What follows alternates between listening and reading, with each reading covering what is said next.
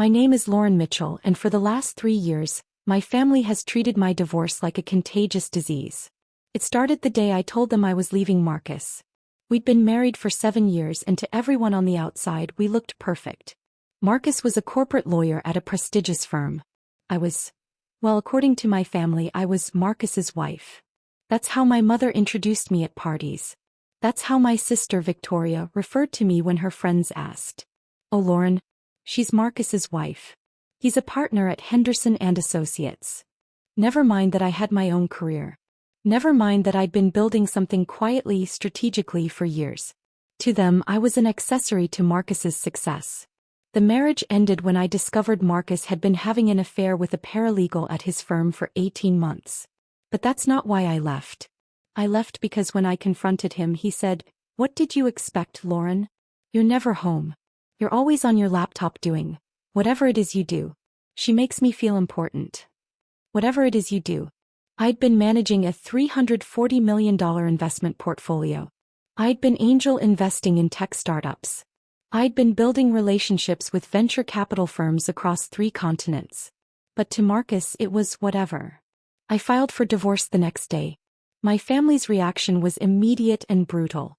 "You're throwing away a good man over a mistake?" my mother said, her voice dripping with disappointment. "Do you know how hard it is to find a successful husband?" Victoria added, "You're 34, Lauren. You're not getting any younger." My father said nothing, which somehow felt worse. The divorce was finalized 6 months later. Marcus kept the house in Westchester. I didn't want it. I kept my investment accounts, my business connections, and my dignity. The settlement was clean, quick, and in my favor, though my family never asked about the details. What they did ask about constantly was when I was going to get back out there. "You need to start dating again," my mother would say during our monthly phone calls, which I'd started to dread. "Maybe try those apps," Victoria suggested. "Though at your age you might need to lower your standards." At my age. I was 34. The comments got worse over the next 2 years. Every family gathering became an interrogation about my love life, my finances, my future. Victoria had gotten engaged to Christopher Hayes, a hedge fund manager she'd met at a charity gala. Suddenly she was the expert on everything.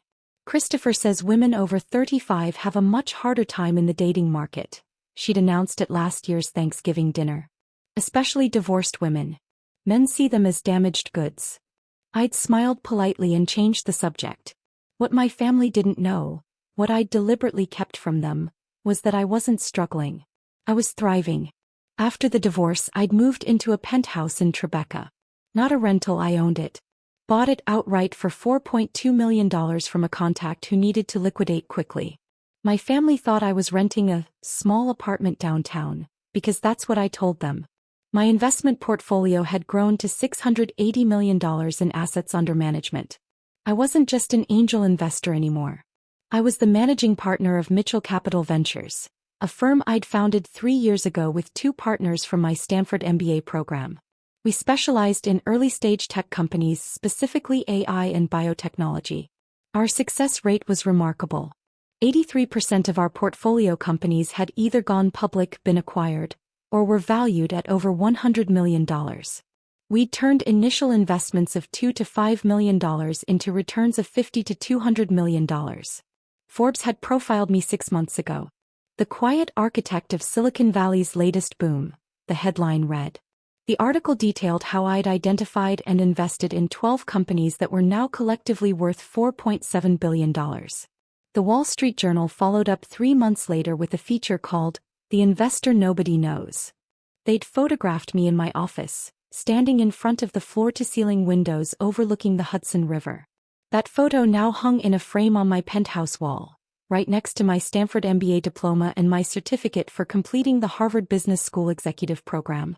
I kept all of this private. Not out of shame, but out of strategy. My family had proven time and again that they couldn't be trusted with information. When I'd mentioned casually that I was doing some consulting work after the divorce, Victoria had immediately told her friends I was struggling to find stable employment. When I'd said I was looking at investment opportunities, my mother had offered to lend me money. So I stopped telling them anything. I let them believe I was barely surviving. I let Victoria make her snide comments about my little online thing. I let my mother worry about my finances. I showed up to family events in modest clothing, drove a simple Tesla Model 3 instead of the Porsche Taycan I actually owned, and nodded quietly when they offered unsolicited advice about money management. Meanwhile, I was being courted by 3 major investment firms who wanted to acquire Mitchell Capital. The lowest offer was $420 million. I turned them all down. I'd also been invited to speak at the World Economic Forum in Davos, had joined the board of directors for 2 Fortune 500 companies, and had been approached by the governor's office about serving on the state's Economic Development Council. But to my family I was pathetic, divorced Lauren who couldn't hold on to a good man. The text from Victoria came on Wednesday before Easter.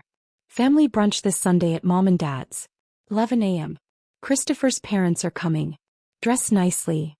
I replied, I'll be there. 3 hours later another text. Actually, don't come. I stared at my phone, reading the message twice to make sure I'd understood correctly. What do you mean? The reply came immediately. Christopher's parents are very traditional. His mother specifically asked about family dynamics. I told her about your divorce. She seemed concerned. Concerned about what? About you being there. Lauren, you have to understand. Christopher's father is a senior partner at Blackstone. His mother sits on the boards of 3 museums. They're old money. Having a recently divorced woman at a family brunch, especially someone who's still struggling financially, it doesn't send the right message. I read the text 3 times, each time feeling a different emotion. First shock. Then anger. Finally, something close to amusement. You're uninviting me from Easter brunch because I'm divorced? Don't make this difficult. It's just one brunch. There will be other gatherings. Christopher's boss is also coming. Richard Morrison from Morrison Capital Group. He's thinking about investing in Christopher's new venture. We need everything to be perfect. Richard Morrison. I knew exactly who he was. Morrison Capital Group managed $12 billion in assets. Richard had made his fortune in private equity and venture capital. We'd met twice at investor conferences, though he probably didn't remember me. I'd still been relatively unknown at the time. What Victoria didn't know was that Richard had reached out to me 4 months ago about a potential partnership.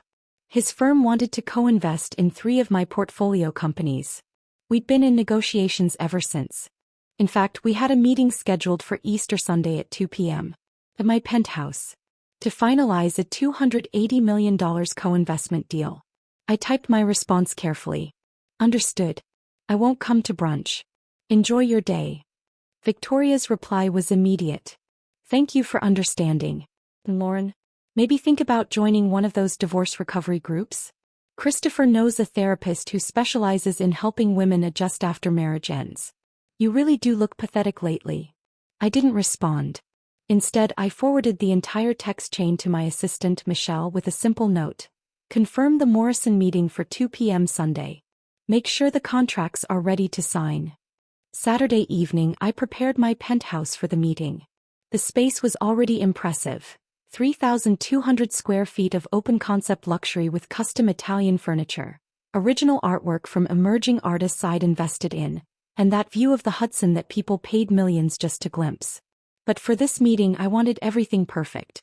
Michelle had sent over the final contract drafts. Morrison Capital Group would be investing $280 million across 3 of our portfolio companies, an AI-driven healthcare diagnostics firm, a biotechnology company developing cancer treatments, and a clean energy startup. In exchange, they'd receive equity positions and board seats, while Mitchell Capital maintained controlling interest. The deal would make Morrison Capital one of our largest partners. It would also cement my reputation as one of the most influential venture capital investors in the country. I'd chosen to wear a navy Armani suit for the meeting. Professional, confident, expensive without being showy. My Wall Street Journal profile hung prominently in my home office, right where Richard would see it when we reviewed the contracts. That evening my mother called. Victoria told me you're not coming tomorrow, she said, her tone carefully neutral. That's right. She explained about Christopher's parents. About the situation. She did. I think it's very mature of you to understand, Lauren. This is an important day for Victoria. Christopher's family is very well connected. We can't afford any complications. I almost laughed. Complications. I understand completely, Mom. Good. Dear? Victoria mentioned you might benefit from speaking to someone about the divorce. It's been 2 years now and you still seem so unsettled. I'm perfectly settled, Mom. Are you? Because Victoria said you're still living in that small apartment. Still doing those odd consulting jobs. Honey, at some point you need to accept that your life didn't turn out the way you planned. There's no shame in starting over, but you have to actually start.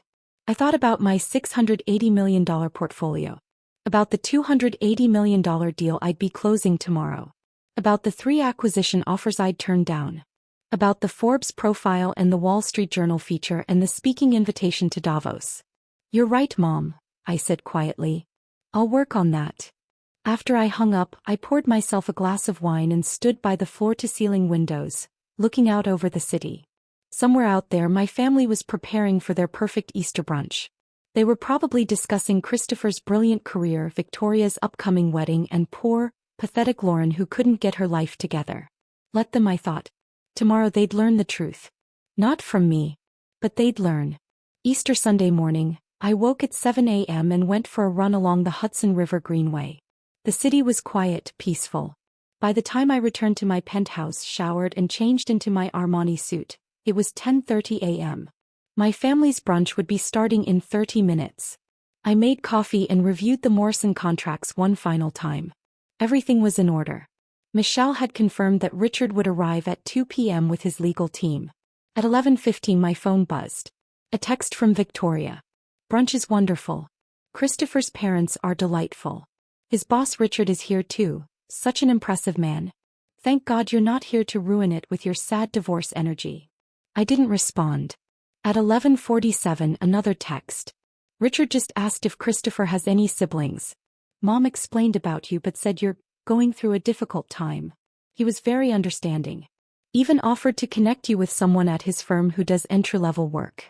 I told him you'd probably appreciate that since you're struggling. You're welcome. Entry-level work. At Morrison Capital Group. Where I was about to become a $280 million partner. I smiled and set my phone down. At 1:30 p.m. I did a final walkthrough of the penthouse. The contracts were laid out on my office desk. The Wall Street Journal profile was visible on the wall. Everything was ready. At 1:55 p.m., my building's concierge called. Ms. Mitchell, Mr. Morrison and his team are here. Send them up, please. I stood by the windows waiting. The private elevator opened directly into my penthouse, one of the features that had attracted me to the property. At exactly 2 p.m. the doors opened.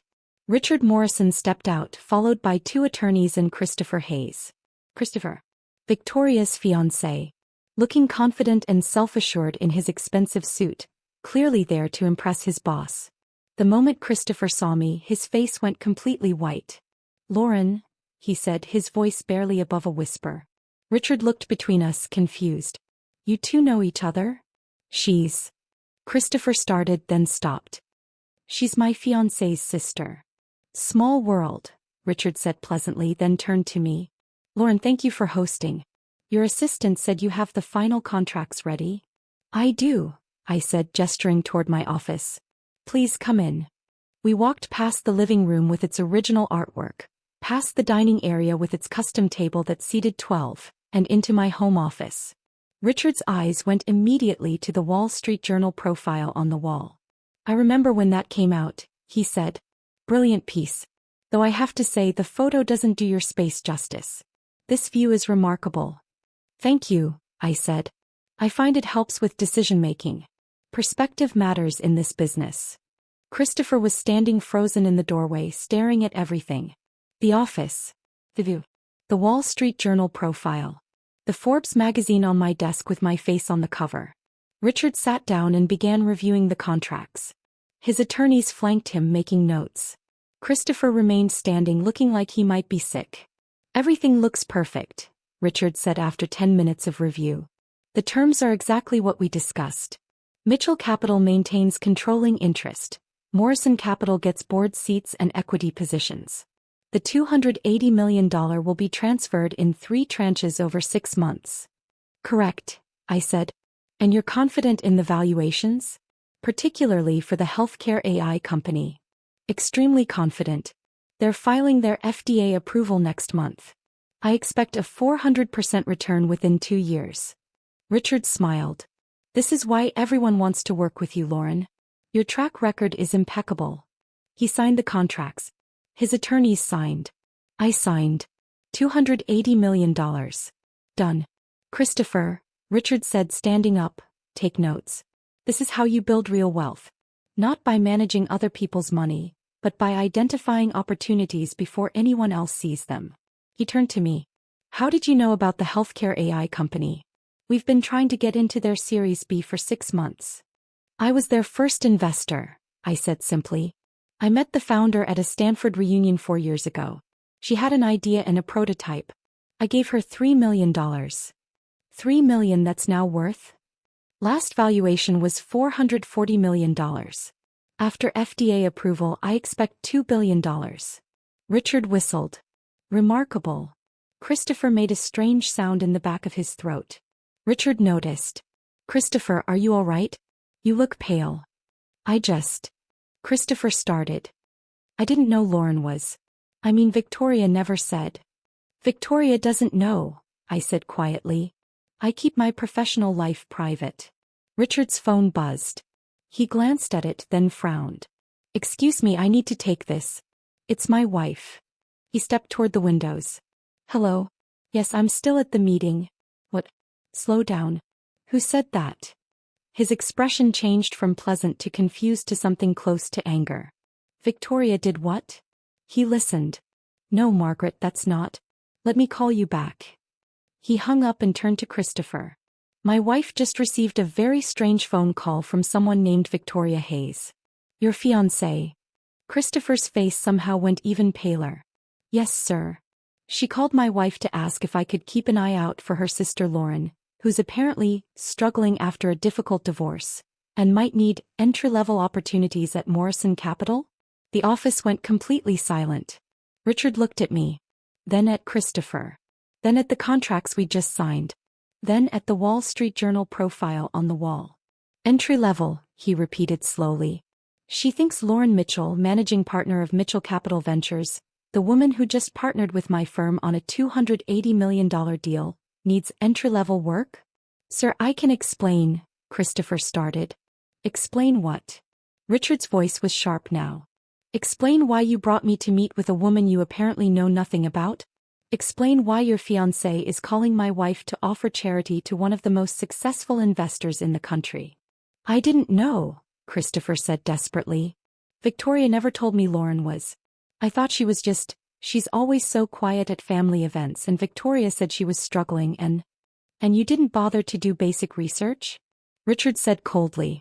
Christopher, I brought you to this meeting because I thought you showed promise. I wanted you to see how real deals are made. Instead, you've demonstrated that you don't even know your own fiancé's family. He turned to me. Lauren, I apologize for this awkwardness.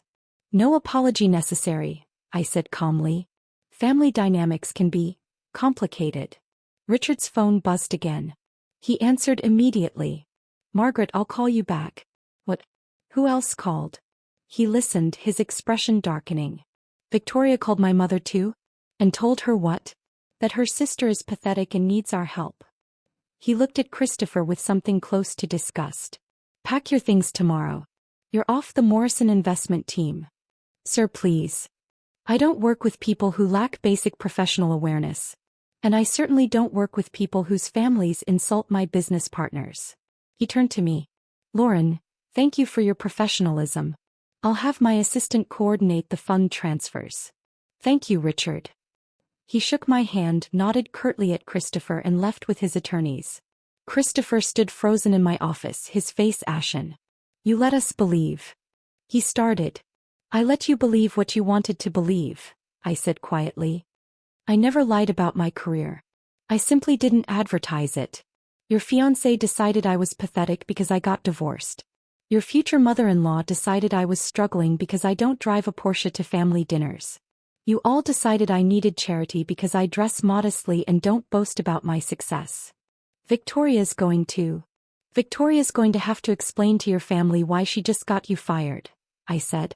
She's going to have to explain why she called Richard Morrison's wife and mother to offer charity to Richard Morrison's newest business partner. She's going to have to explain a lot of things. Christopher's phone started ringing. He looked at the screen. It's Victoria. You should answer that, I said. He stumbled toward the elevator, phone to his ear. I could hear him talking frantically as the doors closed. Victoria, listen to me. No, you don't understand. She's not struggling, she's... Victoria, stop talking. Your sister just signed a $280 million deal. No, I'm not joking. Victoria, I just lost my job because you... The elevator doors cut off the rest. I walked back to the windows looking out over the Hudson. My phone buzzed. A text from Victoria. Call me right now. Then another. Christopher said you signed a deal? For $280 million? That's impossible. Then another. He said Richard Morrison fired him because of me? What did you tell them? I didn't respond. My mother called. I let it go to voicemail. Victoria called. Voicemail. My father called. For the first time in 2 years he actually called me directly. Voicemail. Then a text from my mother. Lauren, Victoria is hysterical.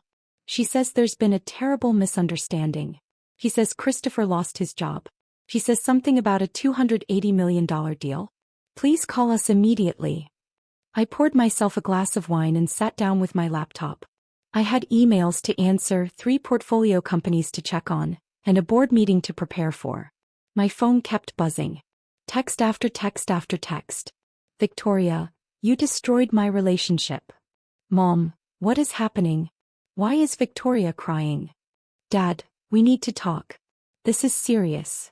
Victoria, Christopher's parents are furious. His mother called me personally to say the engagement is off. Mom, Victoria says you're a venture capitalist? That you have hundreds of millions? Why didn't you tell us? I set my phone to do not disturb and opened my email. They'd find out eventually.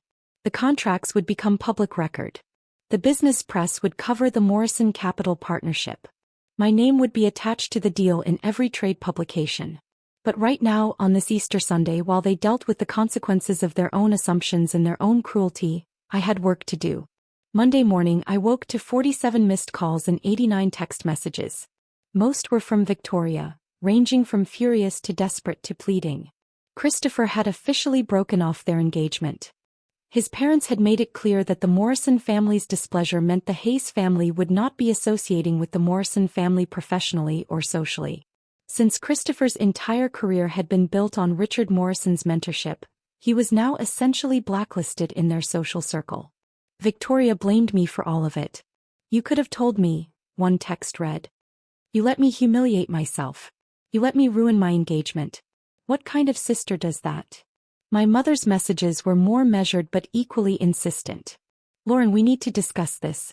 Your father and I had no idea about your success. Why did you keep this from us? More importantly, why did you let Victoria embarrass herself? You could have prevented all of this. The one that surprised me came from my father at 6:47 a.m. I looked you up. Forbes, Wall Street Journal, Business Insider. I had no idea. We need to talk about family investments. I have some ideas that could benefit from your expertise. I responded to none of them. Instead, I went to my office in Midtown. Yes, I had an actual office, a full floor in a building near Grand Central that Mitchell Capital shared with 2 other firms. My partners, David and Priya, were already there when I arrived. Did you see the news? Priya asked, pulling up her laptop. Business Insider had published a story about the Morrison Capital deal. Morrison Capital Group partners with Mitchell Capital Ventures in $280 million tech investment deal, the headline read. The article mentioned me by name, included a quote from Richard about my exceptional track record, and referenced my Wall Street Journal profile. Your phone must be exploding, David said. Family? Priya asked knowingly. She'd met Victoria once at a company event I'd foolishly invited her to. Victoria had spent the entire evening asking Priya if she was Lauren's assistant, despite being introduced as a co-founder. Family, I confirmed. By noon, the story had spread to Bloomberg, Forbes, and the Financial Times. My assistant Michelle fielded 17 interview requests, 9 speaking invitations, and 5 acquisition offers for Mitchell Capital. She also fielded 3 calls from my mother, 2 from Victoria, and one from someone claiming to be my family attorney, asking about fiduciary responsibilities to blood relatives. At 3 p.m. my building security called. "Ms. Mitchell, there's a Victoria Hayes in the lobby. She doesn't have an appointment but insists she's your sister. She's quite insistent." "Don't let her up," I said. "If she refuses to leave, call the police for trespassing." "Understood, ma'am." 10 minutes later my mother called from the lobby. I had security escort her out as well. That evening I received an email from my father. The subject line read, "Family meeting required." The email detailed how, as my parents, they had contributed to my upbringing and education, and therefore deserved transparency regarding significant financial developments. He suggested we meet to discuss appropriate family investment opportunities and equitable distribution of resources. I forwarded it to my attorney with a note. "Please send a cease and desist if this continues." Victoria's messages became increasingly unhinged. And Dad took out a second mortgage to pay for your Stanford MBA. You owe US. I introduced you to Marcus. If IT wasn't for me, you never would have had those years of stability to build your little company. Christopher's family is suing me for defamation. They say I knowingly lied about your financial status to make myself look better. I need a lawyer. You have to help me. I blocked her number. Tuesday morning Richard Morrison's office called. His assistant was pleasant and professional. "Mr. Morrison wanted to personally apologize for the awkwardness on Sunday. He also wanted you to know that the incident has been handled." "Handled?" I asked. "Christopher Hayes is no longer with Morrison Capital Group. Additionally, Mr. Morrison has made it clear to his social circle that any business involving the Hayes family would be viewed as problematic." In other words, Christopher and Victoria were socially and professionally radioactive now. "That wasn't necessary," I said, though I didn't mean it. Mr. Morrison disagrees. He values his business relationships and doesn't tolerate disrespect toward partners. He also asked me to extend an invitation to you for a dinner next month. Small group, very exclusive. Several investors he thinks you should meet. I'd be honored. After I hung up, Michelle brought in the mail.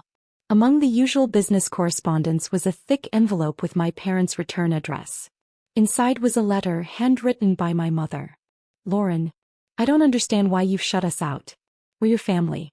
Yes, we may have misjudged your situation, but that's only because you deliberately kept us in the dark. How were we supposed to know you were successful when you never told us? Victoria is devastated. Her engagement is broken, her reputation is ruined, and all because you couldn't be bothered to set the record straight. A simple conversation could have prevented all of this. Your father and I supported you through Stanford. We were there when Marcus left you. We worried about you. And this is how you repay us. By making us look foolish? We deserve better from you. Family deserves better. Call us." I read it twice, then filed it away. They still didn't understand. They thought this was about me keeping secrets. They thought this was about them looking foolish. They couldn't comprehend that this was about years of dismissal, years of being treated as less than, years of watching Victoria be celebrated while I was pitted. They couldn't understand that I hadn't set out to humiliate anyone. I'd simply stopped letting their opinions define me. 3 months later I was in Davos for the World Economic Forum. The speaking invitation had come 6 months earlier, before the Morrison deal, before Easter, before everything. I was part of a panel discussion on the future of venture capital in emerging technologies.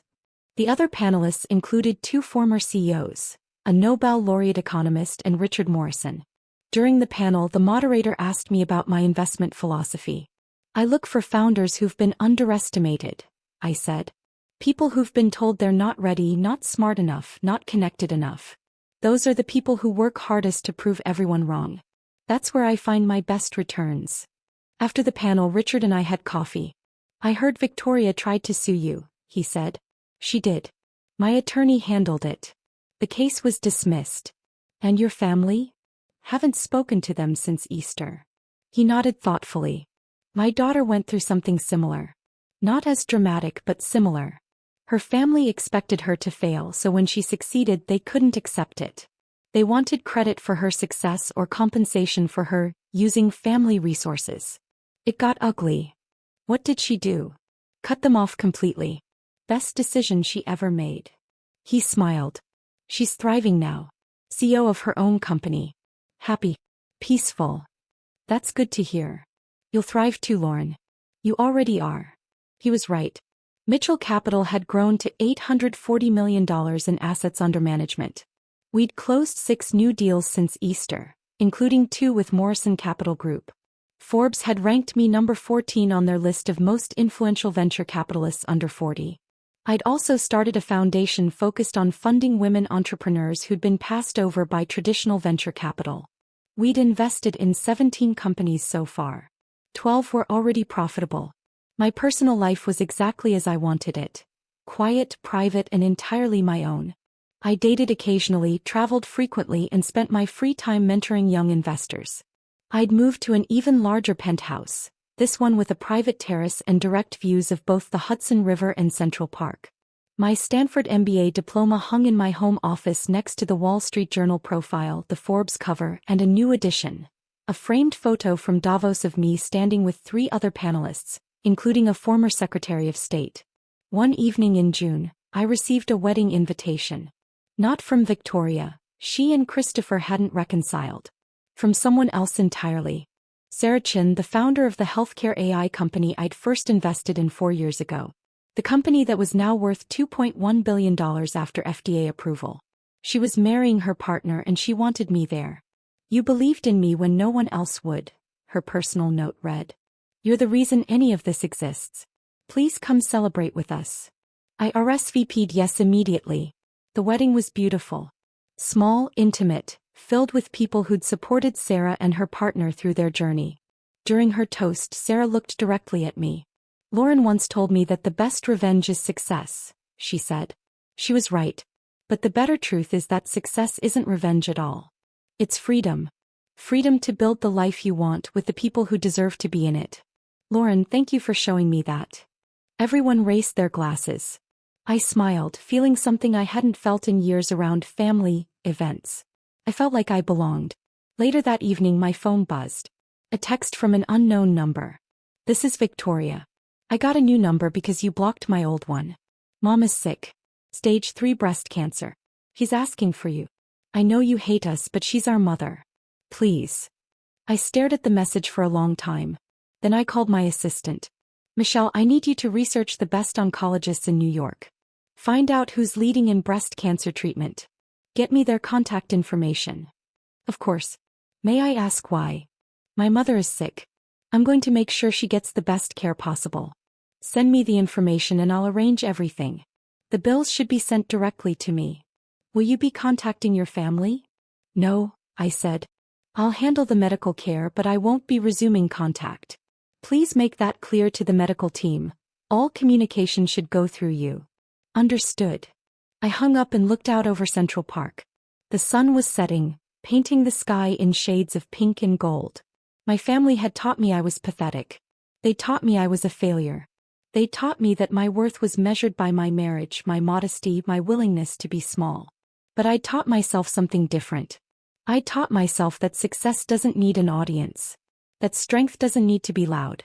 That the best way to prove people wrong isn't through confrontation. It's through building something so undeniable that their opinions become irrelevant. My mother would get the best medical care in the country. Because despite everything I wasn't cruel. But she'd get it on my terms, without my presence, without reconciliation, without the redemption arc they probably expected. They called me pathetic. I'd built an empire. And in the end that was enough.